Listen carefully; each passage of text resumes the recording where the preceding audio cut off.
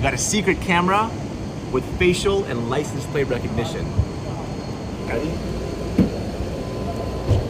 Check this out. Down here,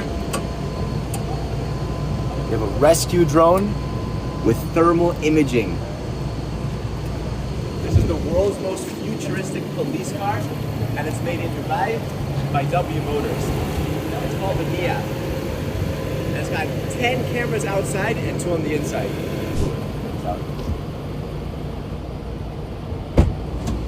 Alright, so first thing you'll see, the passenger has his own screen with access to all the cameras outside.